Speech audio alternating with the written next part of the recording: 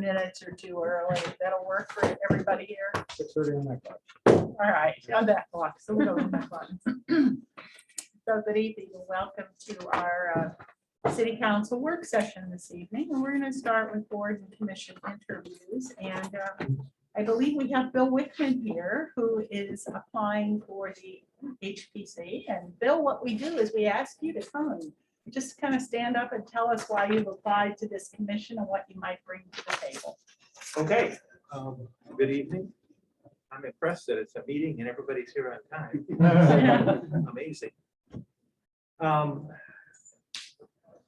I love Webster. My grandparents moved here in 1914. And I've lived here most of my life. We've just lived in Brentwood most recently and just moved back to Webster. Feels like we're home. So thinking about moving back, my wife and I knew that there were some walking tours through Webster. And we decided we should start taking those, and we did. And they're remarkable. The homes in this city are just overwhelming.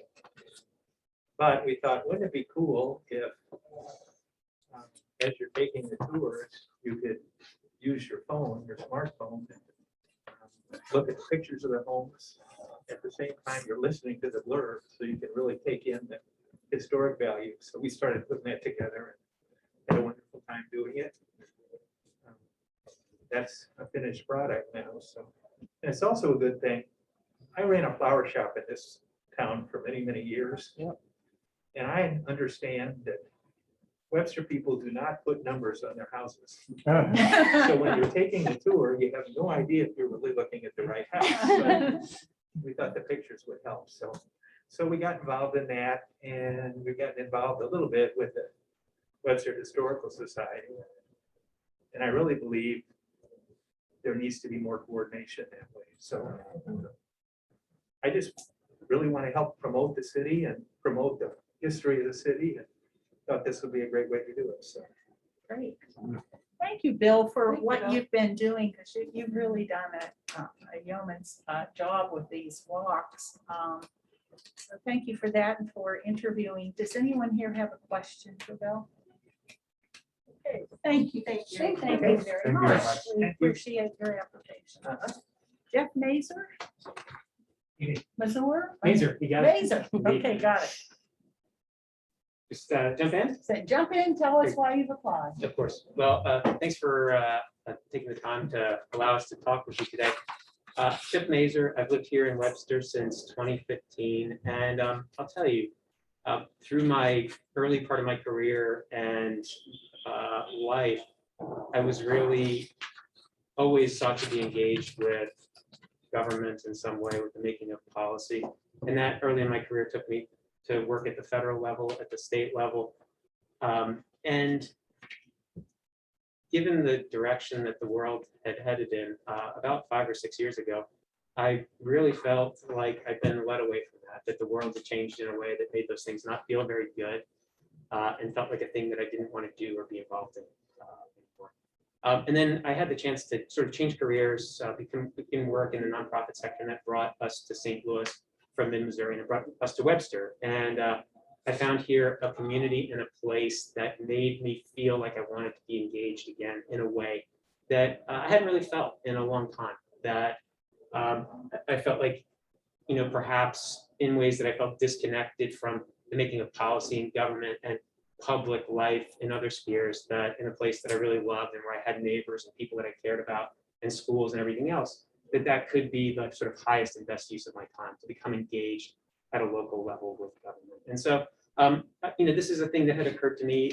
just sort of in passing as I thought about my life. And then I guess through happenstance or luck or whatever it was, I saw in the last week someone post on Facebook about the fact that applications were open for involvement in boards and commissions here in the city of Webster. And I thought, you know, maybe that's kismet or luck or something else, but this is an opportunity for me to put my hands on something in a way that can be useful and valuable and make me feel good about working with people in public life and government and policy and those sorts of things again. So that's really what brings me here. I think the Sustainability Commission in particular is really compelling to me because I think for so long, much of that world, it was sort of imputed to all of us that these were things that were like the individual's responsibility to deal with. that like saving the world and sustainability was about you recycling as an individual. And that's true enough. But I really truly believe that it's institutions and governments and large actors that drive change and progress on that front. And so being able to be involved in the process in some small way to help move an institution in that direction feels like a powerful that's why I'm here, and I'm really grateful for the opportunity to be considered. So thank you. Thank you. Thanks, Does Deb. anyone have a question? I do have one question. So I'm the council liaison to the commission, and they have been given the green light from council to do a very ambitious project, which is create a sustainability plan for the city, which will then come back to the council for consideration. That means it's probably more of a commitment than maybe some of the others. And I just wanted you to be aware of that before you jump in. Sure. No, I appreciate you saying that. And I think these things are fulfilling to the degree you feel like you have an opportunity to actually do things and get things done. And so that to me sounds like a reason to do it, not a reason to shy away. Great. Thank you. Oh, I just wanted to quickly acknowledge Launch Code. I think Yeah. it's a great organization, and I know Yes. you've helped a lot of people learn tech and even change careers, and it's touched my family, so Thank you for Very sharing that. Makes me very, very grateful. happy to hear it. yeah, thank you. Thank you. Thank you so John. much. Thank you. I appreciate it. Thank you very much.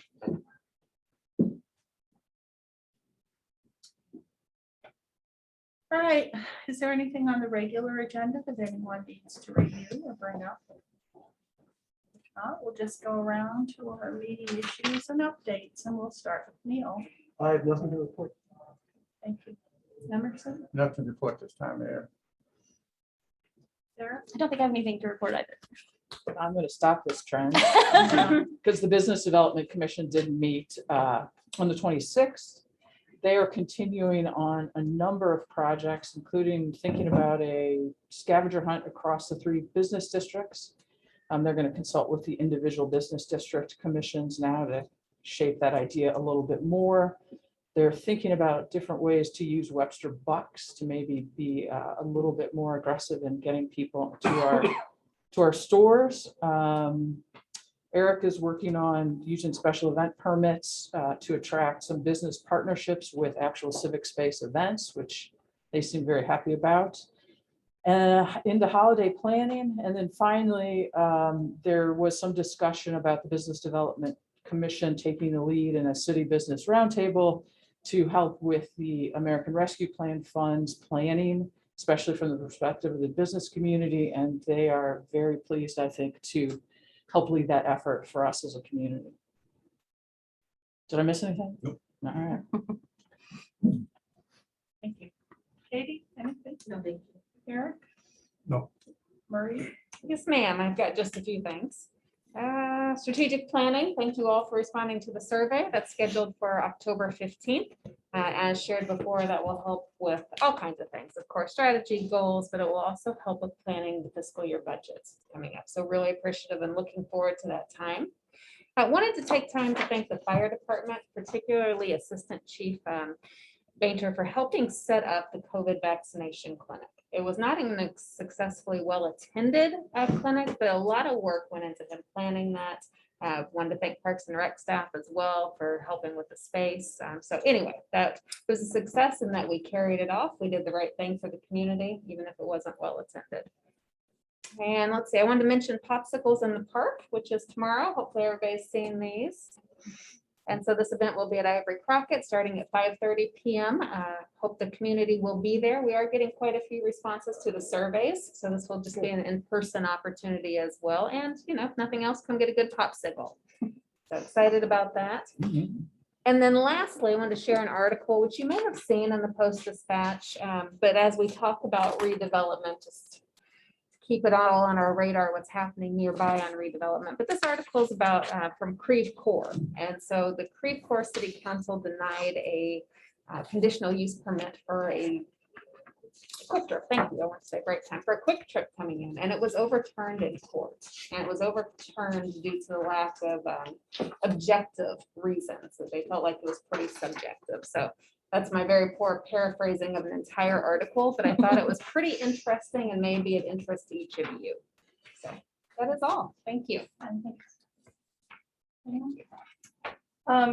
Excuse me, yes, the Green Space Advisory Commission is hosting a native plant walk and seed swap.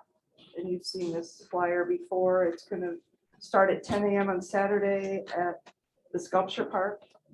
And the horticulturist from Shaw Nature Reserve is gonna be there. We're also gonna kick off the Mayor's Monarch Pledge, which is something that came to council along with a bunch of other pledges. And we asked the Green Space Commission to look at that. And so now that is gonna become a reality. And you can bring seeds and swap seeds, and there you get a free milkweed plug, compliments of the commission, which is important for monarchs. And registration is limited to 30 people, and you can sign up at the Greenkeepers page on the Deer Creek Alliance. And then last week, the Plan Commission met last Monday or Tuesday for a special meeting about Douglas Hill, and it was created solely for public comment. So all comments received from June to the end of the day on the 31st, I believe, were read. There were people in attendance who also spoke. The next Plan Commission meeting is September 13th at 6, which is earlier than usual.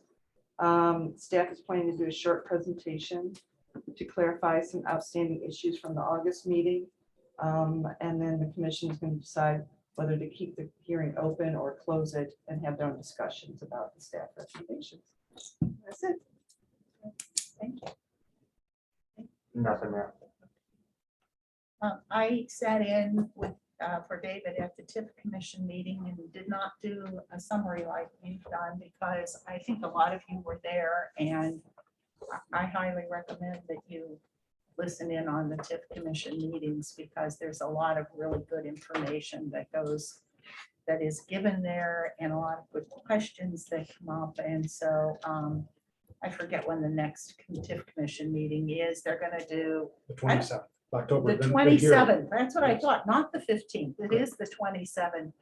And they will be taking public comment at that point. So that might be a good point, a good time for you to listen in on the public comment. But I have to say, I am grateful for the Zoom of these meetings, the Planning Commission and the TIF, because it allows us to listen in to the content of those meetings without necessarily having to sit here. Makes for very good dinner time viewing or something. The Arts Commission met this morning, and they reviewed the Piano Fest that we had next door, which was a lovely evening. We're still dealing with a Lifetime Achievement in the Arts to go to Stephen Wolf at the Rep, and we're just trying to figure all of that out at this point.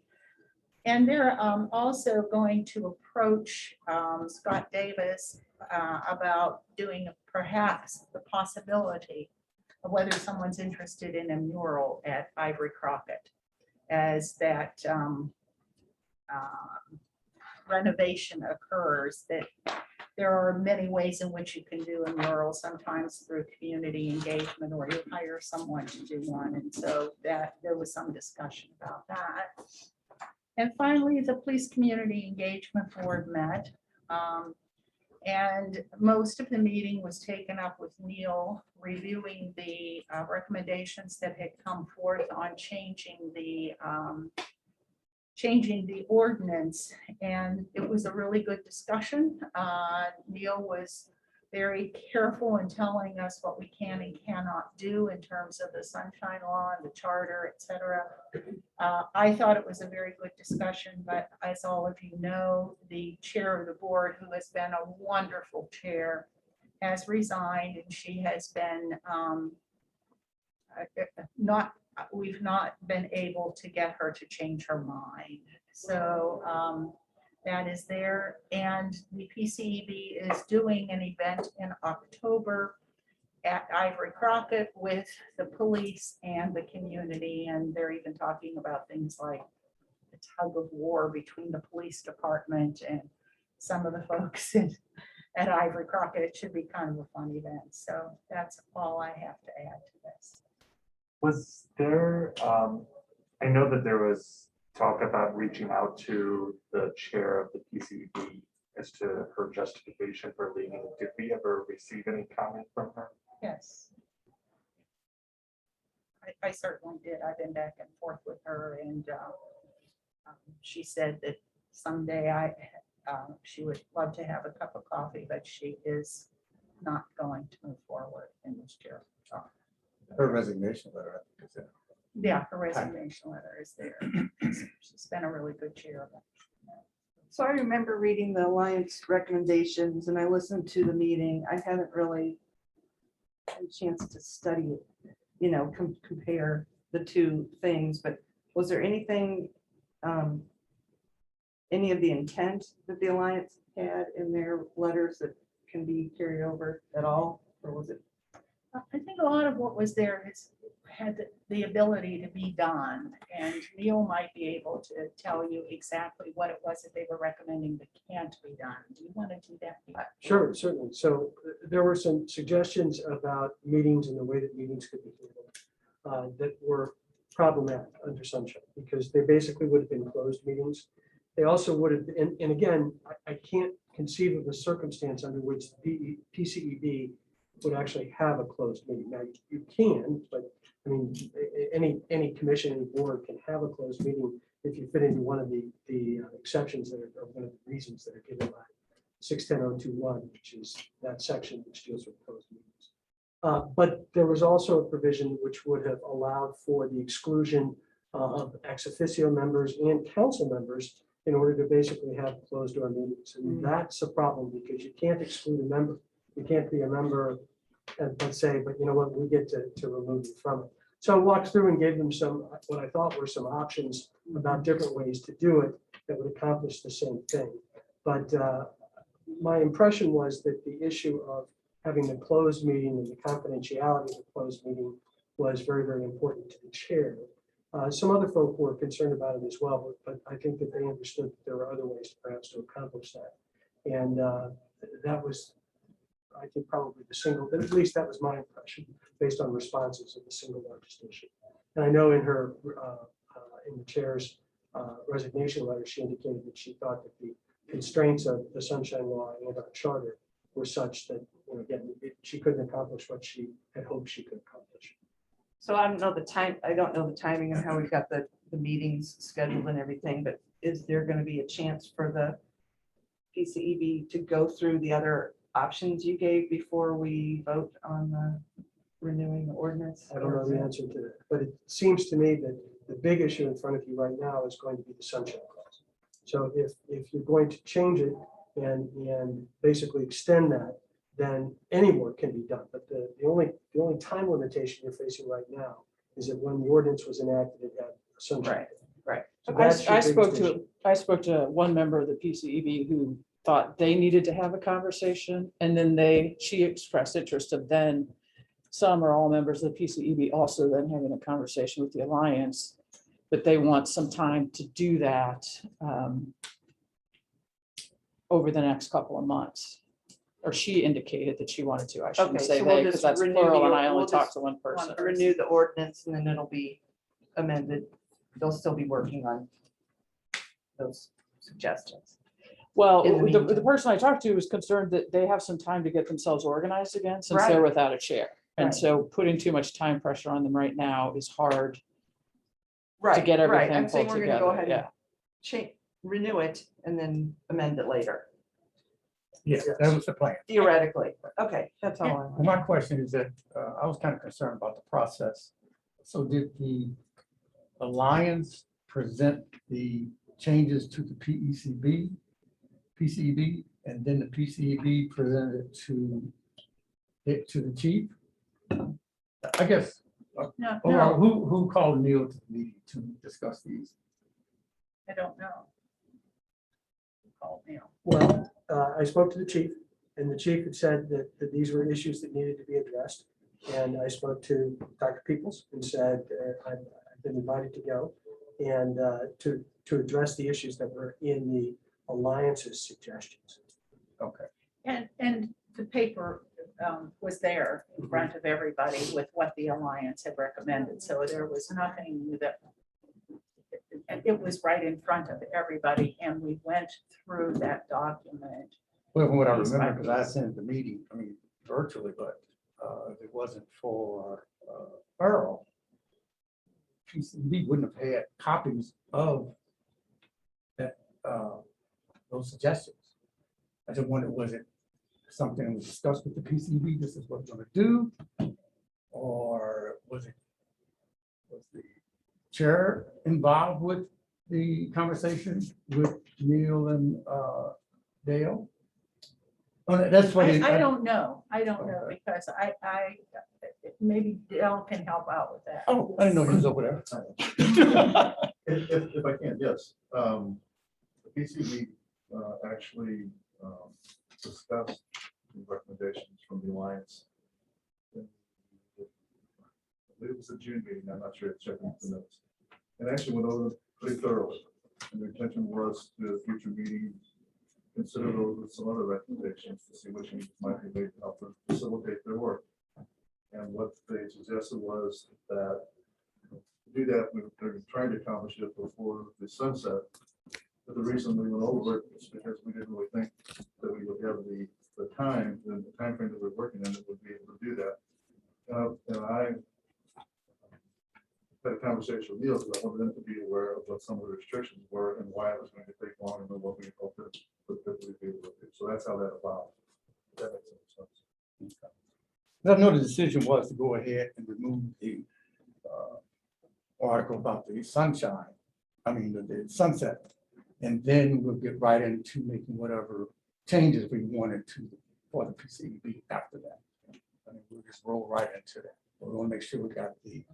I don't know if that's formally, Hmm? I don't know that that's formally decided, though. I thought we discussed that in our last I think we meeting. talked about that being the, After we remove it from remove the sunset clause, then we move right into discussing, well, not right in, not that meeting, but right into discussing what changes we want to the PCB. So that the momentum wouldn't die with those changes. So, Exactly, that's what we had intended, Yeah, that we would bring that that's what I remember. forward. The PCED has had an opportunity to take a look at what those changes are. We have the legal perspective of what the changes are, and so this will come, I presume, Marie will put that in as a work session topic soon. Yes, But- and I'm sorry, go ahead. I'm not sure from my conversation that the PCEB as an organization believes that they have actually settled on any recommendations for us. That they worked from that alliance document, but they haven't been given the opportunity or haven't taken the opportunity yet to really suggest to us what it is they think they want and need. And I personally would like that input before we schedule this again as a work session topic. Yeah, and that's why I kind of challenged the process in which that ran, if you So early or late or whatever. But I So think, I didn't hear any conversation with the I'm PCB hearing- what they wanted. two things, I'm hearing hurry up and get it done, and then I'm hearing let's take it to the PCEB, so let's figure it Do out. you want Emerson and I to arm wrestle for the? Yeah, Yeah, well, and I agree with Laura, it needs Well, to be, then- but I'm just saying, we decided that we were going to continue with that process as soon as we remove the sunset clause. all right, so Emerson, are you okay if we spend some time taking this back to the PCEB? Oh, by all means, I just don't want the conversation to die. It's not, trust me, it's not gonna die. But, well, just was my statement, I just don't want it to die. You had something you wanted to Nope. add? Nope. Marie? Yeah, sorry, I interrupted. No, I don't know that it matters now. The conversation played out as it needed to. Just to add clarification to the process, from my perspective, the ordinance proposed changes that the Alliance worked on and then went to the PCEB. I think they went to the PCEB and the council pretty simultaneously. And so I don't know that there was a lot of advanced conversation from the PCEB about them. And as Chief Curtis said, there was the June meeting, I believe, where the PCEB discussed it, but there weren't any conclusions reached. And so I did have a conversation with a member of the Alliance, and just that it really echoing Councilwoman Arnold's comments, that it would be really helpful for me as city manager and for council if PCEB would either put forth recommendations from that proposal that or we're in alignment with as well. Mhm. And it doesn't have to come through the form of an ordinance. They can bullet out what they would like to see. So I do think there's some work from the PCB and the Alliance collaboratively before it comes back to council. So, Okay, Can I ask a question though, in follow up to the resignation? I had the opportunity to review this and I apologize that I didn't before, but I'm a little concerned. What are the limitations? I mean, I guess what I'm asking is, has anyone had any conversations with Cindy regarding what she believes the limitations of the charter and the sunshine laws are that would significantly slow the work to address this urgent need? So that's what I spoke about, were what those limitations were. So which was about an hour's conversation. I went through section by section of the proposal that had been prepared by the Alliance and said, this, I think, conflicts with the charter, this doesn't, this conflicts with sunshine in the charter, or just sunshine and this doesn't, and sort of walked through it and then talked about some alternatives they would have that might get them to the same place. Gotcha. So that's what I did. all right, then we will take it back to the PCED, get some comments from them. Quite frankly, take a look at what the current ordinance allows them to do, because they have been moving forward with some of the meetings. They've been moving forward with much of what is contained in that ordinance. The current ordinance allows them to do. So, and we talked about that at the meeting too. So we will have to figure out where it is in the ordinance that there is something they want to do that they can't do. And I, just out of habit, sort of annotated when I watch. By the way, I like the YouTube recordings too, because then you can see all these things on our own time. Yeah. And I annotated a little bit. And there's a lot that the Alliance suggested that is still available even after Neil's conversation. And Exactly. so there's some things that I want the PCED to really think about and talk about too. Yes. Well, and I was just gonna suggest, maybe this does require a council conversation prior, because if there are limitations in either the charter or sunshine law, I think it really is gonna come down from our policy directive as to what we're okay with them doing, and then it formulates the policy from that point forward. I almost feel like this is a policy decision that has to come from council, not from PCED. Well, I like to see the work done in the PCB and brought to the council, even if it's that it gets to us and we said we can't do that because of the sunshine law or because it's outside their purview, whatever the reason might be. I don't know if I want to get involved with it before they've been able to make their recommendations to the council. It seems like a waste of their time. They do have really important work, and all I'm trying to do is just limit it. And if we say, hey, we don't want you to go that route, we already know that, so don't even worry about it. But here's the limitations that we're willing to combine, Well, here's the advantage of this, and then we need to move on because we have other topics. The advantage is that Neil has already been before the board to tell them what the limitations are. And regardless of what the council says, we still have to deal with the sunshine law and we have to deal with the charter. So given that limitation, letting them have a discussion about what they want to change, given the legal status that is here, might help us a little bit. Plus, we then benefit from their experience over the last 3 years of what they think has worked well and what Yes. frustrations they've had. Oh, no, I agree. I'm all for the PCB providing recommendations. It just seems to me that it's like, if they're gonna provide recommendations that are outside the purview or that we don't want them to go, it's a waste of time. That's all. That's all the only my concern. Well, let's see what surfaces on this next discussion. So. All right, we have 3 topics that we need to get to, and the first one is the permit fees. And so, Mara, are you going to talk about them, or Yes. I think we have all of them, and so. Yeah, you had all the information in front of you, or in your packets, but what we wanted to do was bring this before you. I know some of you might feel the way that I feel, that although it was only 20 months ago that we brought this before the council when we updated our building codes, it feels like 10 years ago. Our intent when we brought the updated codes before the council in January, we approved it for January 2020, was that we would be coming back to address fees a couple months later, and then everything shut down. So we held off, and we had been holding at a key point in time, and it had become pretty clear that we really needed to address that one item. So we had in the memo, and if there are any questions, I'm available to answer them, but we wanted to bring before you before we actually brought an ordinance forward. That just a reminder that we adopted new codes in 2012.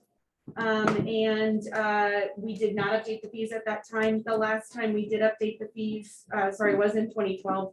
We brought them before you in 2019, and we didn't update the fees at that time.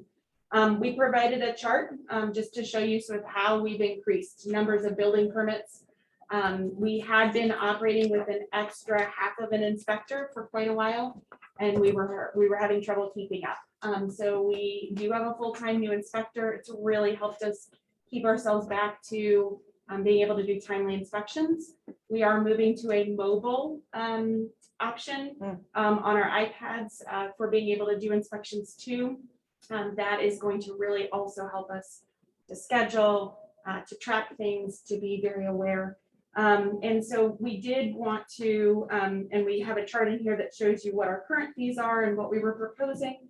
The main are, there's a couple in plan review, not all of our plan review, but in a couple of the categories, and then in our inspections. So we did also give some examples of what the impact would be to a standard permit, just to show you what that differentiation was. And I'm happy to answer any questions. We did also provide you, just so you know, and we would do it in the future. We did have a draft of the updated fees.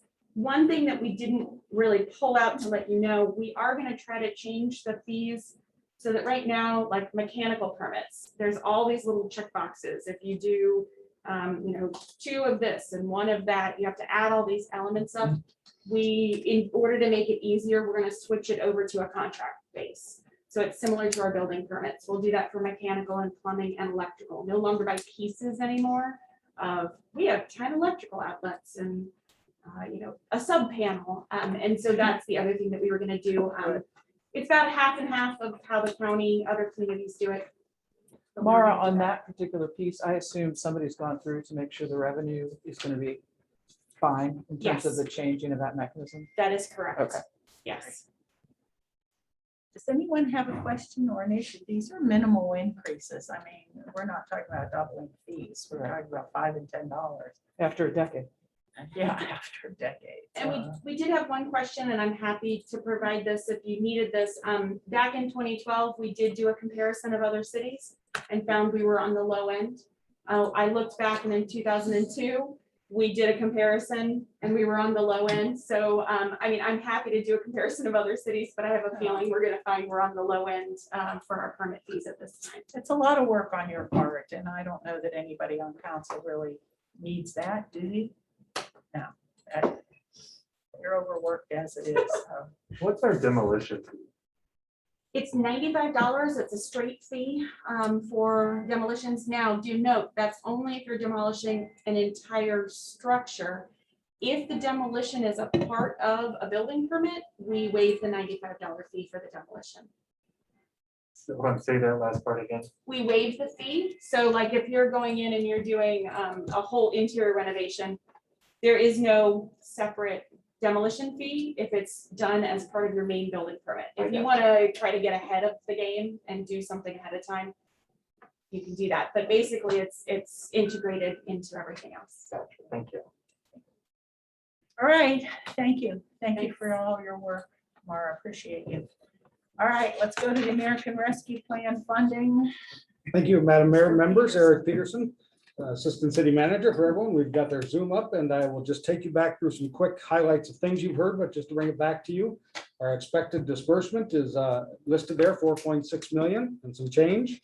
There are 2 tranches of payment, 2.3 each and some change. We will see the first one probably within the next 30 days. Our application has been fully received by the state, accepted. We have words back from the treasurer, so now we're just waiting for we get an email, and then the next day we have $2.3 million in the bank account. What's that email address? Not a chance. Eligible uses, you've seen these before. I'm not gonna walk through these intensely, but just a reminder again, to respond to the public health emergency or its negative economic impacts. I've given you the interim final rule. There's about 20 pages of federal regulations about what that line means. Second piece is obviously the potential for premium pay. We've had some questions about this, so I want to be very clear.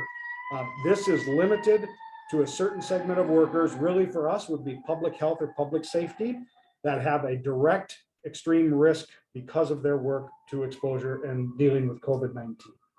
So it is not, we can't just throw premium pay at all the employees who have to show up at work here. That's not an eligible use under the Federal Register, and as of now, under the interim final rule. Okay. This third one is the revenue loss, which we have calculated at just a shade over $2 million, which is an 8.2% revenue reduction. That is not fiscal year reductions. That's a certain formula that the federal government set up that we're supposed to grow by 4.1%. We did not. We actually fell by 8.2% across calendar years. The federal government used calendar years. So revenue losses are most flexible. So out of our 4.6, just a shade over 2 million, and we'll keep always checking these numbers to maximize as much as we can, is the most flexible pot of money that we will receive. That 2 million could be all done in the first tranche, could all be done in the second tranche. We could split it across. It's just a matter of our reporting. And then the fourth is necessary investments in water, sewer, and broadband infrastructure. Broadband infrastructure is not just put Wi-Fi out in the park. You have to show an access increase to people that would be getting the broadband. So you had a council survey, which I sent to you. I gave you all a printed copy. Thanks to the 5 that responded. Here are the 5 ideas from a very front end. Just wanted to give you a heads up of what were the top 5 ideas. And internal use, surprisingly, just a shade, 57% versus external use of the funds on our first blush. That's only just there to help you recap where we've been and what we've talked about. From our August 17th discussion, obviously strategic planning has come up. How do we do this? Some conversations about meshing this with strategic planning as potential uses and ideas, but also that it's critical to do that as part of community engagement for both ARP and a strategic plan. You know, where does the community expect to see $4.6 million of COVID relief go?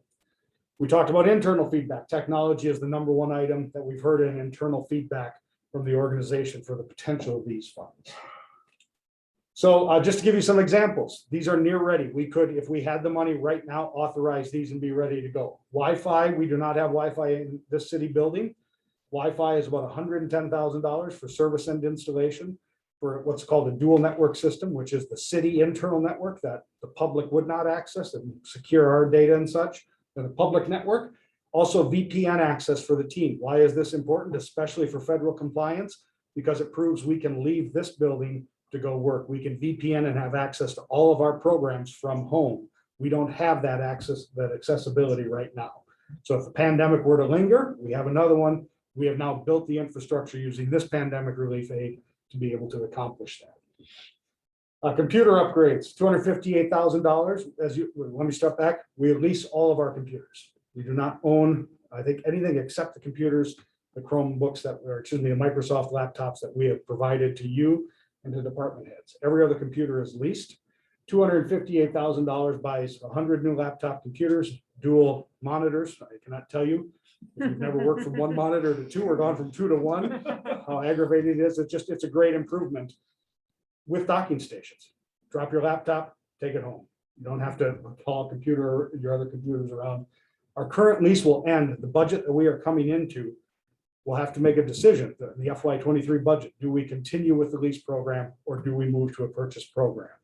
And just a reminder, our leases are all desktops taped to the back of the monitor stand. So it's not even like we can take those home with us if we needed to leave the organization. We currently spend about $50,000 a year on our lease. Just give you a sense of that. There obviously would be some operation and maintenance cost, for IT to make sure we have computers that operate. So What was the length of that lease? it's a 4-year lease, I think. So And how many computers do we have now? about 100. So we obviously, between police and fire, many of them not at duty stations do not have, many of our employees do not have regular computer access. They have a workstation within the department they can access. Do we have an IT department capability to service 100 new laptops? They're so, well, and it's no longer like it was even 10 years ago. We are now at dispose of. So I mean, your laptop breaks, we're getting into the laptop. It's a lot easier and quicker. We do have some, between the three staff, we have to do some little changes with things and some training, but we definitely feel we can handle that. So I want to talk about process for decisions, because as you think about next steps, what are we doing here? So Fund 44 is already set up within the budget as the American Rescue Plan. So there's no revenue in there, there's no appropriations. So obviously, once we receive this money, we will need your authorization to amend the budget to include the tranche of money in that. And so that would be a budget amendment process that comes to you as the council for authorization for the appropriation or whatever is received.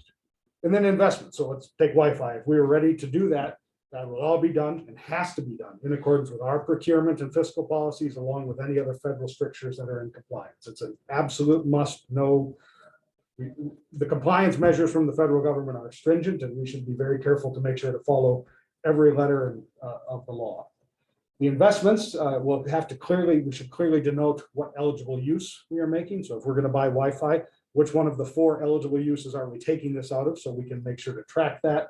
And then, of course, we would provide quarterly reports along with the budget on the status of Fund 44. So you can all see it, 2.3 in, we've spent $1 million. It's come out of these 4, this segment of the 4 buckets. So next steps, again, are areas of interest as we go into strategic planning. We're going to need to know that we are looking at some of the 5 things that you have talked about: micro grant programs, homeowner grant type programs. I provided you all the interim rules because it's never just as easy as the headlines in the news said it would be. So, and we don't have the final rule from U.S. Treasury yet on how these things will be spent or could be spent. So we want to keep that in your area of interest. There are, even if we give it to a nonprofit, that nonprofit now is a sub-awardee of a federal grant. All those rules and considerations apply, and we're on the hook if our sub-awardee is not compliant. So all those types of things to look. Now, I don't want us to be bound up by compliance, but we need to be cautious and diligent about that. And then what and when to ask the community. So I wanted to, I'm going to stop this share real quick. And part of this, and Dr. Peoples and I have had experience with this, but I wanted to bring it up for all of you. And let me actually get this back and share the right screen here real quick. So this is a program called Balancing Act. Has anyone here ever heard of Balancing Act? Yes. So Balancing Act is a interactive public engagement tool, internal and external, to allow people to help you guide spending decisions. So quite literally, Balancing Act can be used for a regular budget too. But you have a certain segment of money, revenue. This is about the whole federal stimulus. And then an individual can come in here and say, I don't want to give the Paycheck Protection Program $670 billion. I'm going to take that down to $629 billion. And now I have $40 billion to invest somewhere else. And this will give you a balanced ability. All this is data that we can then collect. Where is our community? They can be at home. We could do this in large meeting rooms.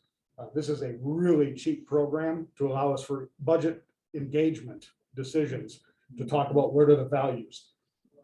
You never want to, we need to be clear, this is not just throw it up there, right? I mean, we need to think through some guidance, and that's really what we need from you is what do we tell the eligible uses and the possibilities, but we also leave open-ended questions that could be sent in, and that's all submitted, and it's data that comes back and helps you understand and us understand what's the community really saying about some of these things that we think are great ideas. Are they really to the community? Or are they not? So Balancing Act is I think we're less than $5,000 for us to be able to use it across all, not just for American Rescue Plan, but across the entire budget program. So I will stop the share there. And I think my last slide was questions, if I'm correct. Yes, it is. So there we are. I will happily answer questions.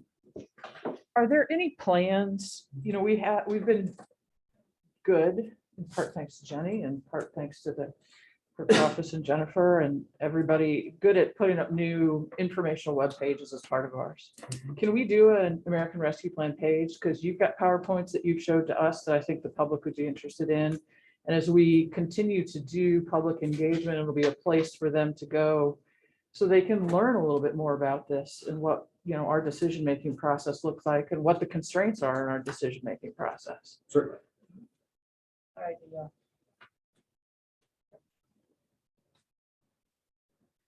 Anything else? Well, thank you. Thanks, Eric, and just for keeping us informed. And there's a ton of information here for us to work our way through. And thanks for setting up Fund 44, because in all the meetings I'm in, that's the thing I hear constantly is the warnings about tracking your funds and being careful about appropriating them, because the fines are beyond belief. So thank you for doing that. All right. Mayor, if I can, real quick, and thank you for the presentation as well. So we'll have the strategic planning, but it's not going to be dedicated to just budget. And at some point, we do need that discussion from council members to help point us in the right direction. So we can schedule work session time, but even if firm decisions aren't made, we need your input on where we're going with this. Because it's not enough to set up Fund 44. We've got to know what the desires are with the money. So thank you. Could we put that on as a work session discussion topic soon? I think that might be worthy of at least a half an hour, 45-minute discussion among council members about where they would really like to see this go. So let's do that soon. Thank you. Yeah, good.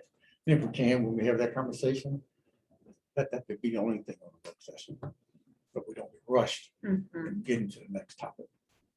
Thank you. Well, and we don't have to decide it all. Let's all remember that too, because for example, the business roundtable isn't going to happen for quite a while, and we likely will want to spend something on our small business community, assuming they help us figure out what might be useful.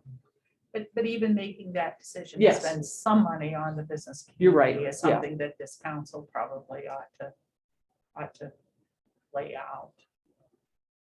So just to close out, as we'll put the webpage together as we have newer materials, new guidance and such, we'll make sure you have them. But again, there's a lot of creativity potential, but there's also then the biggest thing for that, which we don't use for revenue replacement, is what is the impact that has been had from COVID-19. That is the key to show.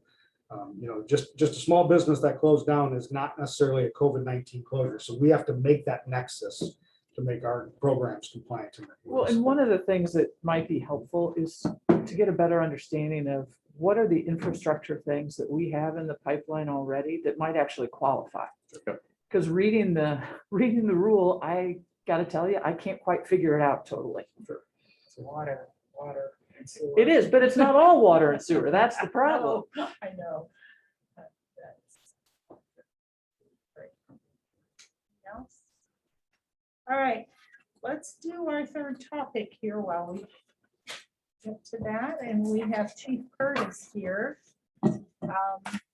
This is something that he brought to the PCEB and was very interesting. So I'm glad it's here for council. Okay, Dale, you're on. Thanks, Mayor. Fairly simple. What I try to do is do a large overview, especially on the more serious crimes. The first graph here in the sheet is for the Part 1 crimes, which are all felonies. That's a little over 10-year history, year-to-date 2021. As you can see on the graphs, the trend since 2010 has generally been downward. The only exception, slight exception, would be for motor vehicle thefts. Some of the peak areas, and then just briefly hit there, some of the things that we do, it's not just area-wide, but we are able to track this not annually, but we basically look at it quarterly at staff meetings, and look if we're getting experiencing some crime or some thefts in certain areas, we do some different things to try and mitigate that. In 2019, we had a large spike in the larcenies. Those are mostly thefts from vehicles, car foulings. We formed a task force. We're not isolated here. Every city experiences a lot of the same things that we do. We combined with the other ECD agencies to form a task force. For about 2 weeks, we concentrated on vehicle thefts and thefts from vehicles. We had a number of arrests. We also deployed some different methods here from decoys, which we don't obviously want to publicize too much. And we were successful in bringing that down. So, it's one of the instances of things that we do. When we had a spike in burglaries, not sure what year that was. Probably in 2016, last period with this high. We changed our scheduling. We staffed all the detectives and some of the SROs. Basically minimalized our districts, put everybody in the area. Again, that was really successful. So we do, whenever we experience something that's causing an increase, we feel it's causing an increase, we do different things to mitigate it, to address it. As you can see, our rate's fairly low. Fortunately, we live in safer cities, and not just in the St. Louis area, but in the state. There's a lot of reasons for that, and a big part of that is community cooperation and partnering with the community in a lot of different areas. We'll bring to go to the next one. The next analysis is bringing in more focus into the smaller areas to give you an idea where all calls for service are, not just the crimes. The crimes are included in these, but they're not exclusive. So go to the next one. The numbers you'll see are for each COGIS area, but because of space, we're only able to list robbery, rape, assaults, burglaries, the more serious crimes are actually listed to show you how many in each of the COGIS areas. This is a 3-year analysis.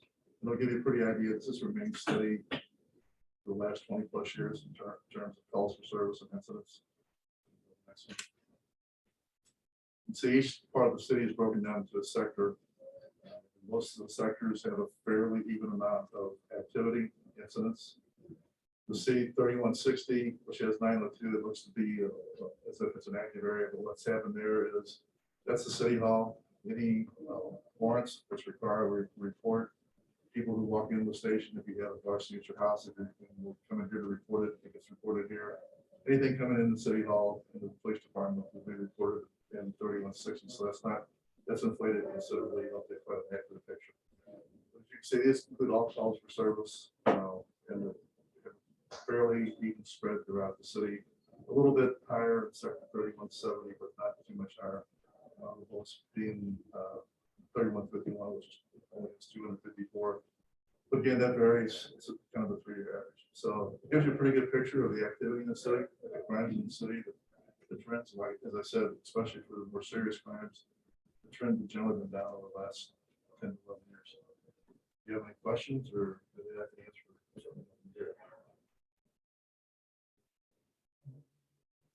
Chief, is there any way to, looking at sector 3160, to separate those numbers in any way? There is a way, but not automated. You have to do it manually, which would require a pretty large effort. There really is we're getting a new CAD system, computer-aided dispatch at ECDC, that's scheduled to go online in 2023.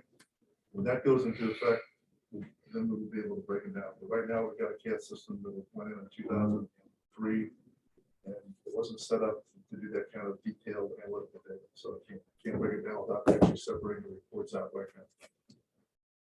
So how are the sectors defined? I mean, is it, These are COGIS sectors, which are actually county defined sectors. okay, Our districts don't really align with this, and again, our current CAD system doesn't allow me to allow us to automate to get. This gives you a pretty good picture. We have 4 districts actually that each of the officers assigned to, and for instance, the 3170, 3160, 3161 are pretty much the districts 1 and 2. 3120, 3121, 3151, and 3150 are pretty much districts 3 and 4. So we even spread out for the main as far as the resources. and that sounds like what you're talking about is a little bit more balanced in the population of those, yeah, okay. Chief, what is a family offense? That's to me. Family an offense is interesting one. basically things like a domestic disturbance. You have a custody dispute. Any type of marital issue in terms of things like you have a temporary restraining order or permanent restraining order. Anything involving the family, where it's basically family members that are involved in it, would be covered under family offense. So is like the 574, 240, like that, is that number, is that a calculation based off of population and the severity of the crimes that are in each? The 574 number? Yeah, No, that's the actual breakdown on the average calls for service over a 3-year period. We okay, actually had 575 average incidents per year in that sector. okay, In those classifications, obviously, we had a lot more calls for service than what you're seeing in those numbers. But these include incidents that are actually require police reports, and most of the ones which are either ordinance violations, misdemeanors, or theft. okay.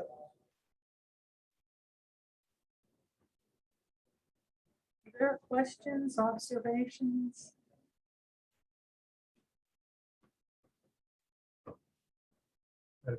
Yes. Chief, is there a reason the county put this part of North Webster and this part of Webster all together in one sector? If you take a look at the county code, this map, I can't tell you why they did any of it. I'm sure that there's some type of, there was a method to it. These code sectors, I know have been in effect at least since 1974, and I will tell you why I know that. But, so whenever they were instituted, it wasn't the kind of automated analysis and data stuff that you get now. Looking at the cities was not something that was in consideration. So these really are kind of old data points, but they've stayed with them, and that's, you know, basically, like I said, our old CAD system was designed to mirror this so that we could get it through the analysis. Whenever we get the new one, we'll be able to do it by our districts and not by the code sectors. So Eric, you can go back and try to figure out what happened in 1974, right? I had a friend who told me that when he came, when he started working as a police officer, these codes.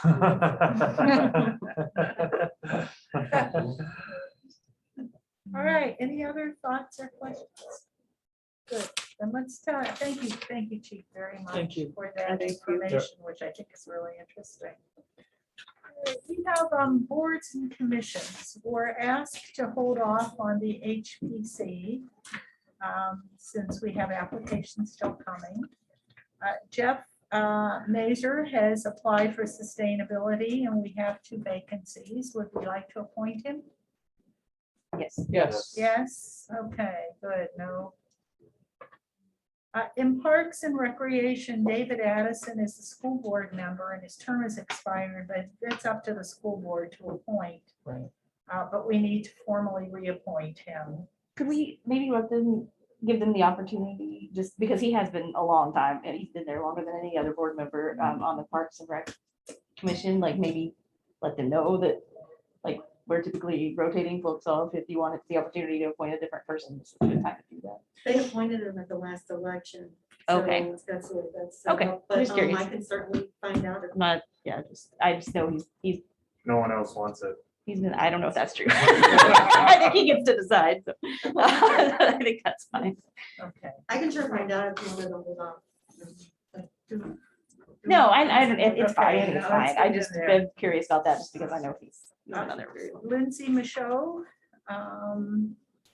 has she been coming to the Yes. meetings, and should we reappoint her? Yes. Yes. Kimmy Sauer has been on the personnel board, and shall we reappoint her? Does it ever meet? Is that a thing? It is a thing that does not mean. Something that does not meet. She has If to they call. do, they need to be. Yeah, We don't want to be jumping and scrambling. But that's a good thing for that. Yeah. Yeah, it is. Okay, yes, on her. Katie Miller would like to be reappointed to the PCEB, and she's been a very good member. Yes. Yes.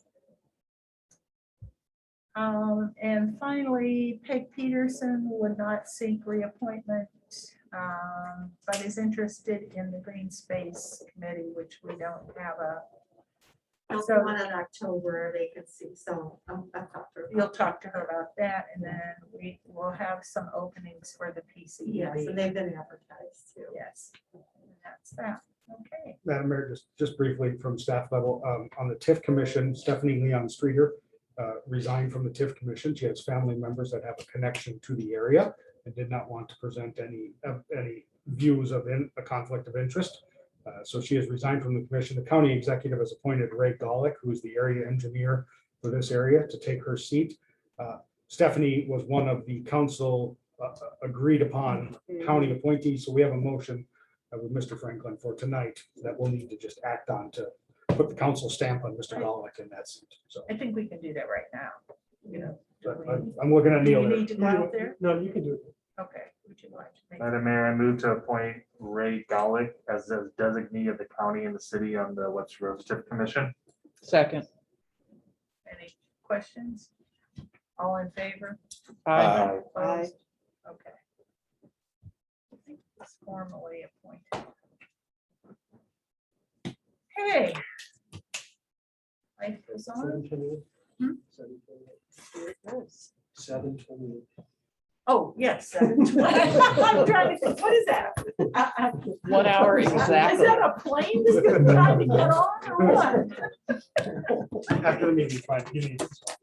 No, I don't need it. Okay. We're moving to the next room. No closed. And it's our city manager, sit down. All right.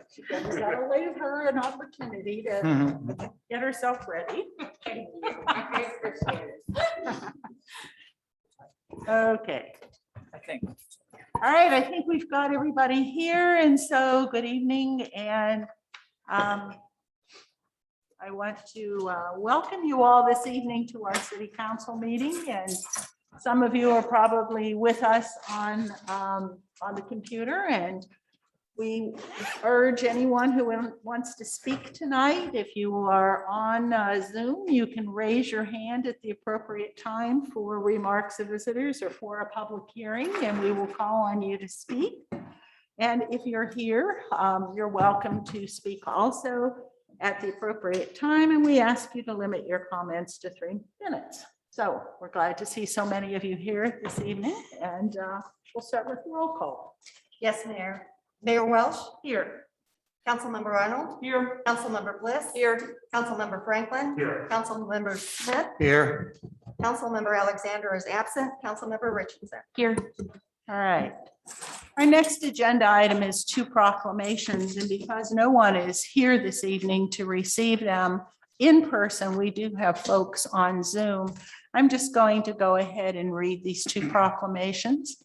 The first one is Constitution Week, and whereas September 17th, 2021 marks the 234th anniversary of the drafting of the Constitution by the Constitutional Convention, and whereas it is fitting and proper to accord official recognition to this document and its anniversary and to the patriotic celebrations that commemorate the occasion.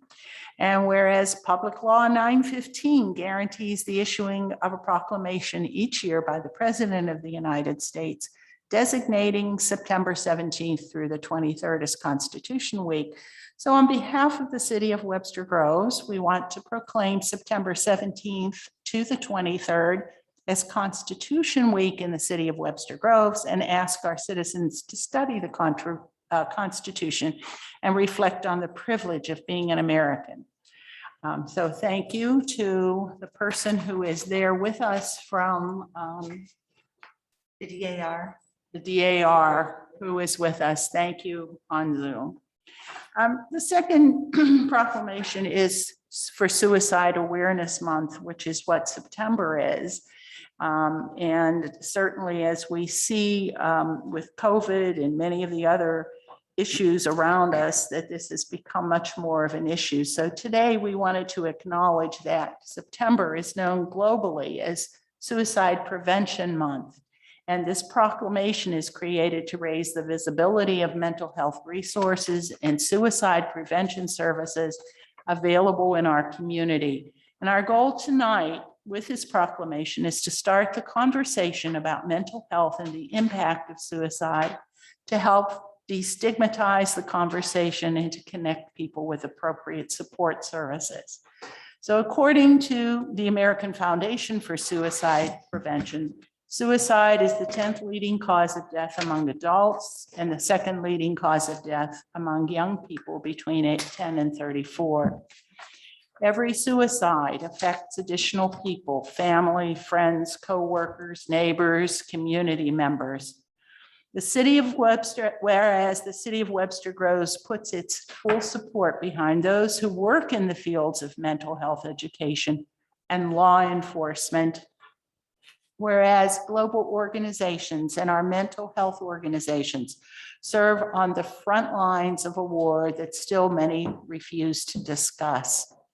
Whereas the city encourages all residents to take the time to understand the importance of mental health education and recognize that taking care of ourselves and others includes taking care of mental health.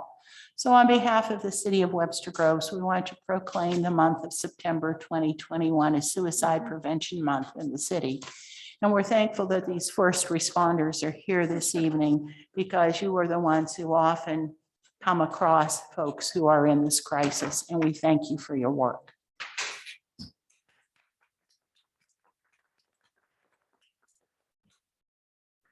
So we begin tonight with a couple of public hearings, and the first one is levying and establishing the rate of annual property taxes to be collected for the year 2021 by the city of Webster Groves.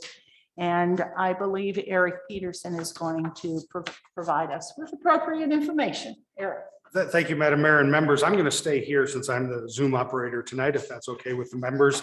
Walk you through our property tax rate hearing. Then you obviously take any questions before the public is welcome to address you as well. If this in advance. Go this way then. 2 seconds. So I want to use just define a couple terms because in property taxation, we use these terms interchangeably. Sometimes we mean one thing and we mean the exact opposite of what I'm going to say tonight. So I want to be very clear about market value. Market value is what the assessor says your home is worth, not for the purposes of taxes, the assessment on your home.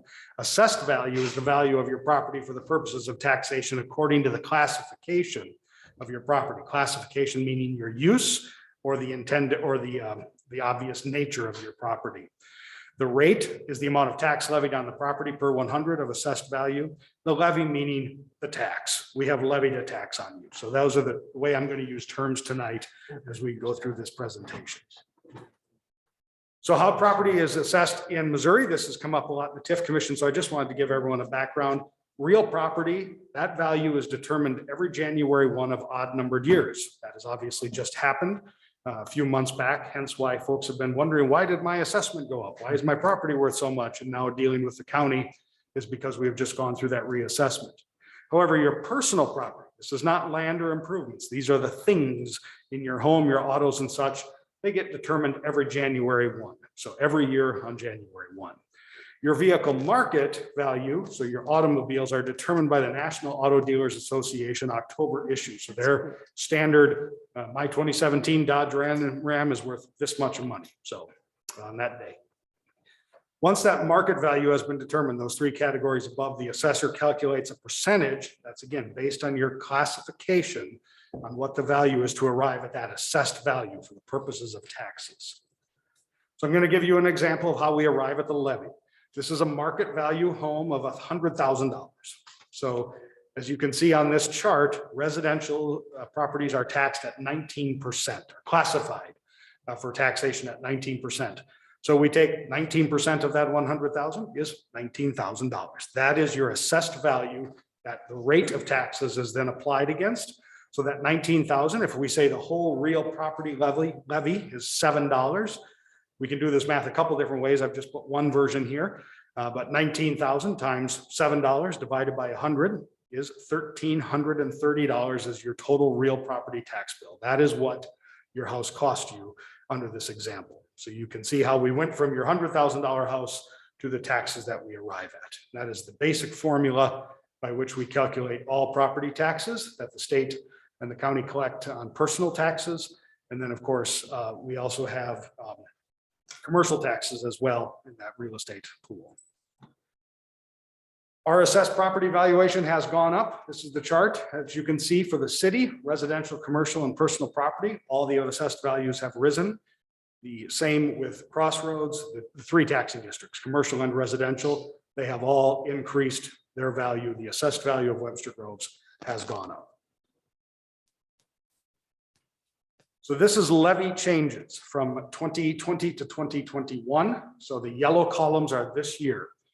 So this is the rate of that in those levies. So for general operations and residential, you can see we have fallen from 0.185 to 0.174. For the same general operations and commercial, the rate has gone down. Personal property taxes has stayed flat across the years. That rate has not changed from 2020 to 2021. And then the taxing districts, none of them tax on personal property, and commercial, Crossroads only taxes on commercial property. So there's no residential property there. So as you can see, because of levy limits and because of the way the state auditor's office puts this together, our rate has gone down. That does not mean our input or our revenue intake will go down, obviously. And all these numbers, so you know, are calculated by finance. I want to thank Marlene Sherman, who then connects with the state auditor's office. We both sit, we go through those numbers, the state auditor approves them, and all these numbers are also pre-BOE. So our Board of Equalization at the county level may come back with changes, but so we are here tonight talking about pre-BOE numbers. So the city's share of the residential property tax bill, as you can see, a residential property tax bill is 0.6910. That's our 69 cents on $100 is what we take in. What you have not seen in years past is this column, the two columns to the right, the 2020 number represented, and then this change arrow. And I just wanted to highlight that for you. This is not a large change, but it's a metric that we should look at. And essentially what we're seeing here is that, and this goes back a few years, more and more property taxes are going into bond retirement. As the rate falls and as assessed value doesn't climb exponentially, we're seeing more and more growth in those lines to pay some of that debt. That is not a cause for alarm. I'm just pointing it out. It's something that you can look over the long period and see those percentages changing, you know, a percentage a point here and there. This is our city residential tax rate since 2010. So obviously I'm going to start with this big cliff that you all see. That's Crossroads when they stopped taxing residential taxes, or when they went to commercial only. So that's why you don't see, you see such a large cliff. But in past years, we have not included the business districts. I wanted to do that for you this time. Members, you have been able to see this, but I'll just give you a highlight here. This is Crossroads. Make sure I'm looking at the right ones. And then the next one down should be the Old Orchard taxing district here. And then this green line here should be our bond, excuse me, that is bond redemption. And then we go to the general fund is the next line right here. So you can see our general fund, which is our major portion of property taxes, falling slightly. This slight uptick here is Old Webster. So this is where between their budget and the growth in Old Webster, you do see some rate changes there. And then this is Old Orchard that makes the large growth right here in 2017. But all numbers since last year falling or holding steady in terms of the rate. This is a change from the PowerPoint I provided to you. And I've changed the results that you have normally seen in past years from past staff. This is the entire residential property tax bill split out as a percentage. So if you take $1, where does that dollar in property taxes a Webster Groves resident paid go? The biggest section is right here. That's the Webster Groves School District, 59.3%. Followed by the special school district, the blue, 14.06%. If you were to add the community college at 2.52%, over 75% of property taxes paid in Webster Groves go to education. This year, our rate at Webster Groves will put us at 8.77% of property taxes. So 8.7 cents on every property tax dollar is a Webster Groves revenue stream. St. Louis County at 5.62%. Zoo District at 3%, Webster Library at 2.68%. And then of course this other, which is this bar here, just to show you how small, the Metropolitan Sewage District at 1.3, Road and Bridges at 1.2, Productive Living Board and the state of Missouri both under a penny on every dollar. So that is a percentage. Rather than just showing you the rate, I thought percentages would show better and help the community and you all understand exactly where the property tax stream goes. And just for background, as everyone knows, the property tax, the sales tax is our biggest general fund revenue stream. Next slide. This is moving on to the library, which is another ordinance that you have tonight. This is their valuation and from last year and this year. They do have one difference from us, and that is their personal property tax base is slightly larger than ours. The way the library district board is calculated in that property tax base. Doesn't affect real or commercial, real residential or commercial property. It's just a slightly larger property, personal property tax base. The library does have two separate levies. We all see them as one, but we have two. One is library temporary, and I, of course, being new to town, said, well, what's that about? And asked, and that's the bond issue. So everyone knows the bond issue that was passed for the library. The operative number when we look at the library is here. When we total them together, that is their tax levy for 21.2110, 21 cents on $100, 22 on $100 for commercial, and then their personal property at 31.5. So this is the chart of their library residential property tax rate. So again, the same assessed value going up, rate falling to meet the revenue and levy caps from the state. Madam Mayor and members, I will pause there and take questions before we move on to the public hearing. Eric, this was wonderful and I appreciate it. And just to sum what you said in general, the Webster Grove citizens property tax, a real property tax rate, personal property, sorry, is decreasing, but the assessed and market value is increasing. Therefore, their tax bills might be higher. Correct. That is correct. And the percentage of their tax bill or the taxes collected is going towards, a greater percentage is going towards debt retirement than in previous years. That is correct as a percentage, yes. And I would just add that this debt number, the 2410 number that you have seen on debt, is the number we have used in the election leading to Firehouse 2's bond. We do leave tax base on the table. You make a voluntary, the city leaves about 9 cents of tax base that could go to debt service that is not included in these calculations. So theoretically, you could, that if you were to take that whole tax amount that you're allowed, that would be restricted to debt service, but it would cause us to accelerate debt service payments. Can you explain why debt retirement is going up or increasing? So with the rates falling, so we had, if you go, let me go back here, I think one more slide right there. So this is debt retirement right here. So you can see we've gone constant since 2017 at 24.1. So all these other rates are coming down, but you've got a consistent rate right here. So you're just by the other rates falling and the debt service rate holding consistent, you're buying more space with the debt service rate. So in other words, we're not increasing our debt. We're just paying off more of it because we have the ability to do so. Exactly. We will be required by the state to go through another defeasance probably next year because we will have reached the amount of money we can hold in the debt service funds so that we'll have to accelerate payments. So now that said, again, should the council desire and wanted to move that number, that tax base, that would just accelerate that further and we would be paying off bonds well ahead of schedule. Excellent. Thank you, Eric. Other questions, council? All right, we can open this up to questions from the public or comments.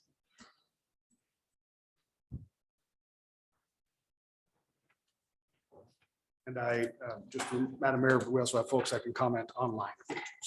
Okay, we'll go ahead and take Mr. Buck's. This comment. may not mean much, and it may just be a trivia question, but it comes up in resident conversations a lot, which is among the 91 cities of St. Louis County, where does Webster Grove's property tax rate or revenue rank? Are we, some say we're the highest, some say we're in the middle, some say we're low. People would like to know. Thank you very much. We can figure that out, Dave. Okay. And you said somebody has their hand up? No, I was just reminding folks they could raise their hand. This is okay. public hearing. All right, anybody else? Okay, then we could go ahead and close this public hearing.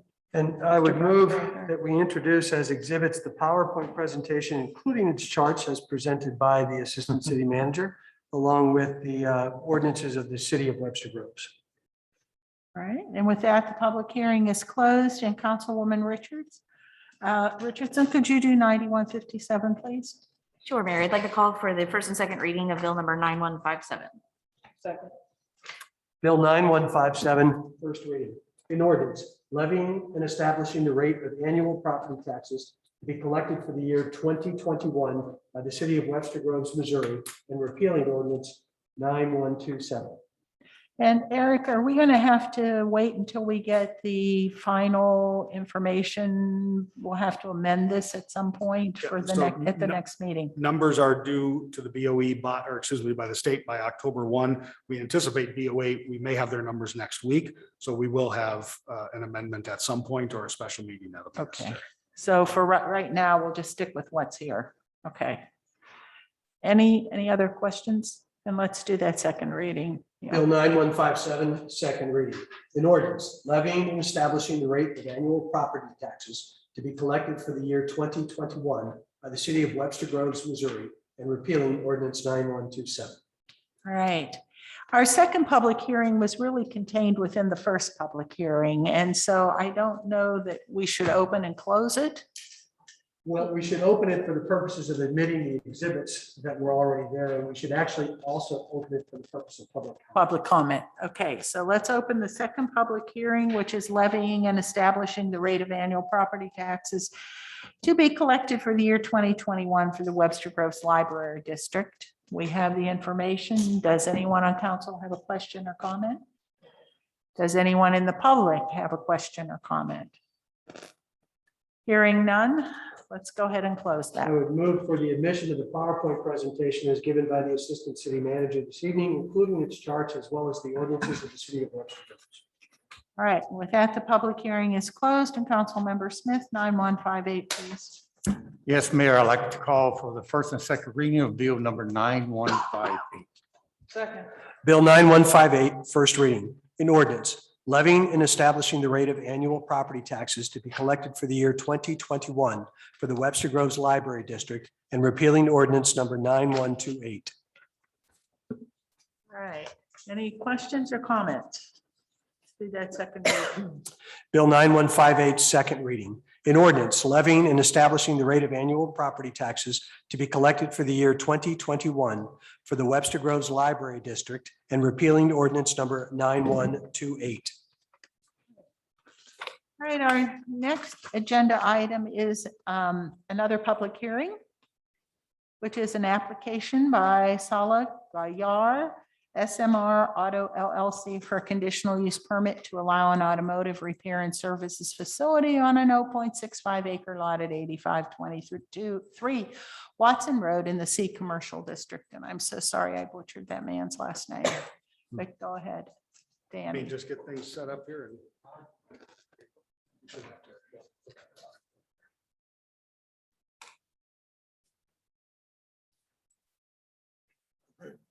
Okay, so presenting a request for a conditional use permit for an existing owner to operate a auto repair and services facility at his existing location where he's been operating a used car sales facility for 3 years.